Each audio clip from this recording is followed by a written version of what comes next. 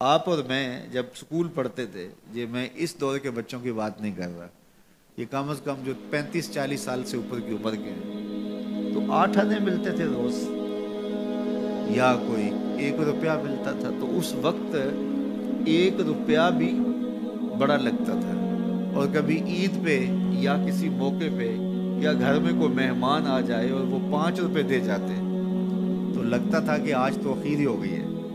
تو اس وقت 5 روپے بھی بڑے لگتے تھے، اس لیے کہ اس وقت ہمارے پاس لاکھوں نہیں تھے، تو 5 بھی بڑے تھے۔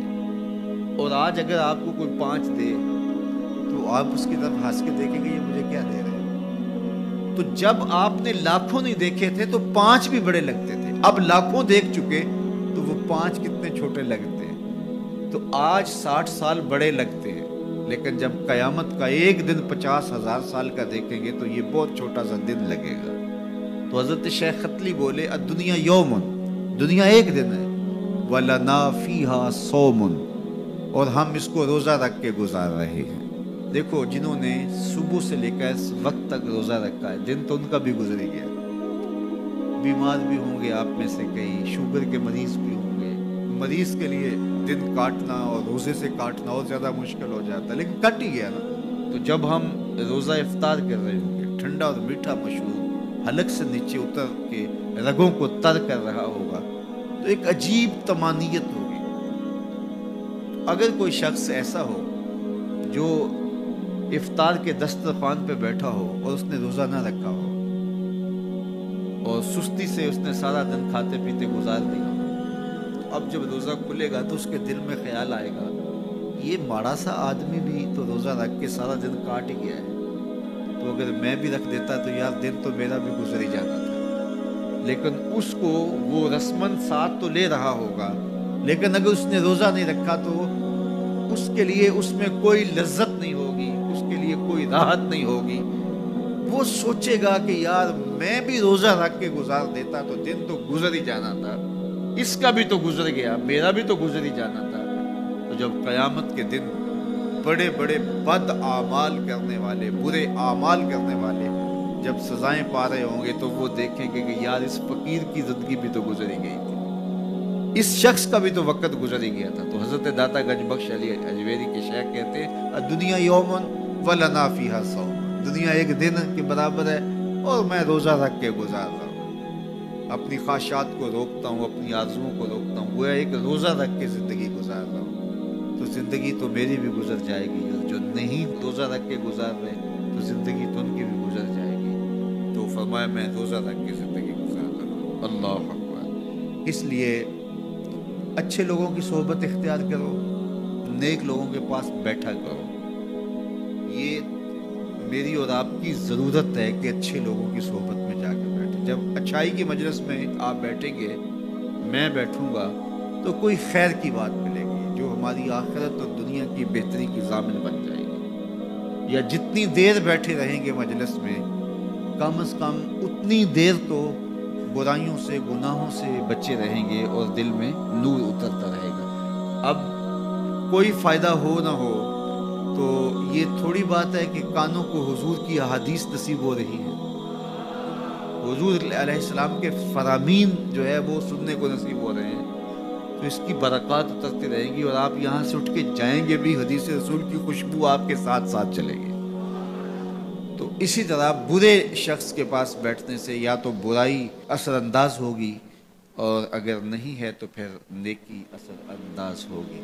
جو لوگ بیچارے مزدوری بھی کرتے ہیں، کام کاج بھی کرتے ہیں، ان کے لیے کتنی مشقت ہے کہ جسم کا پانی بھی خشک ہو جاتا ہے اور وہ اس کے باوجود بھی روزے سے ہوتے ہیں۔ شوگر کے مریض ہیں، ان کے لیے 5-6 گھنٹے بھوک سے کاٹنے مشکل ہوتے ہیں، اور وہ جو ہے وہ 18-20 گھنٹے جو ہے وہ دھوپ میں کاٹ رہے ہوتے ہیں، اور پھر جو ان کا حال ہوتا ہے وہ انہیں پتہ ہوتا ہے۔ اسی طرح مختلف بیماریوں اور مختلف امراض میں مبتلا لوگ، صحت مند شخص بھی اتنی شدید گرمی میں اتنی بھوک اور پیاس کاٹتا ہے، تو یہ ایک کام ہے۔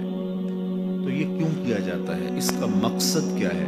وہ مقصد کوئی مخفی مقصد نہیں ہے، کوئی پوشیدہ مقصد نہیں ہے جو معلوم نہ ہو، وہ قرآن نے بیان کر دیا، اور وہ کیا ہے؟ تقویٰ۔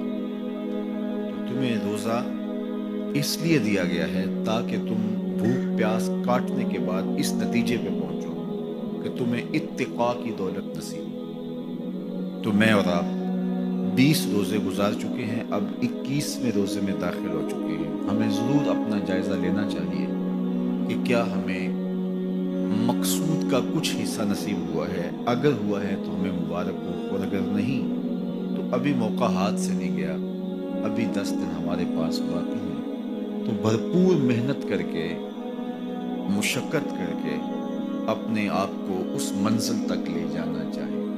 بعض اوقات ایسا ہوتا ہے کہ برتن کے پیندے میں سوراخ ہوتا ہے اور آپ اوپر سے پانی ڈالتے رہتے اور نیچے سے وہ بہہ جاتا ہے، تو آپ سارا دن بھی اس کے اندر پانی ڈالتے رہیں تو اس میں جمع نہیں ہو پاتا، کیونکہ اس کا پیندہ جو ہے وہ سوراخ ہے۔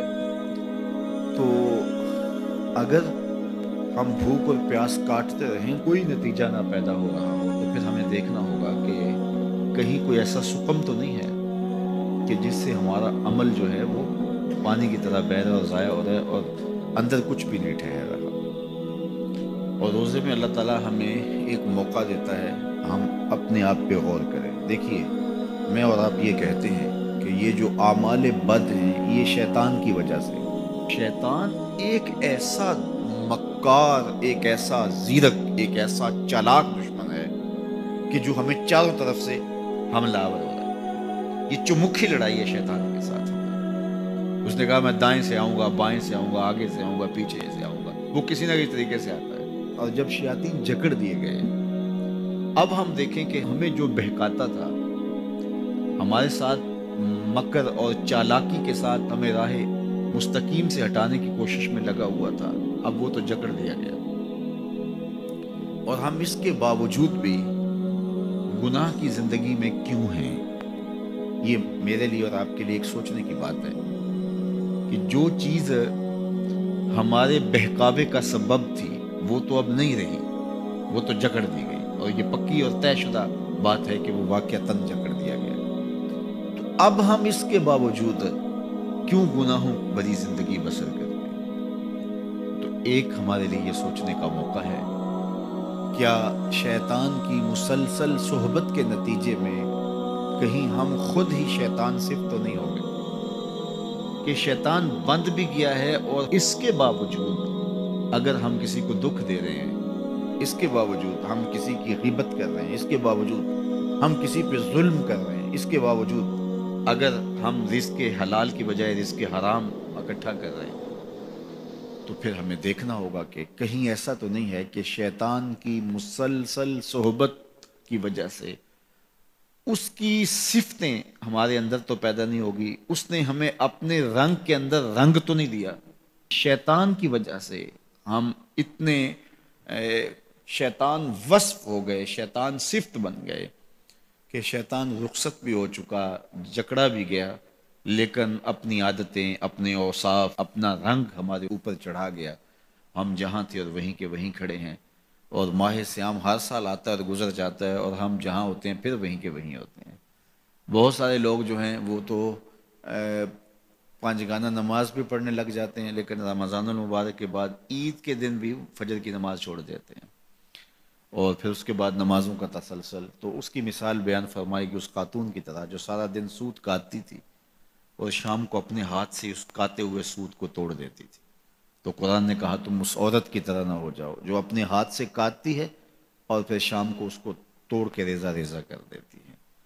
تو جو بھی نصیب ہو، تھوڑا نصیب ہو، لیکن اگر پیندے میں سوراخ نہیں ہے تو ایک ایک قطرہ بھی روز پڑے گا تو ایک دن برتن بھر جائے گا، اور پیندے میں اگر سوراخ ہے تو جتنا مرضی ڈالتے رہو گے ایک قطرہ بھی اس کے اندر نہیں روک پائے گا۔ تو سب سے پہلے ہمیں اپنے آپ کو محفوظ کرنا ہوگا، وہ برائی کے راستے بند کرنے ہوں گے، اور اپنے من کی صفائی اور ستھرائی کے لیے کوشاں ہونا پڑے گا۔ تو یہ رمضان ہمیں سکھاتا ہے، ماہ سیام ہمیں بتاتا ہے کہ ہم کس طرح اپنے آپ کو بچا سکتے ہیں۔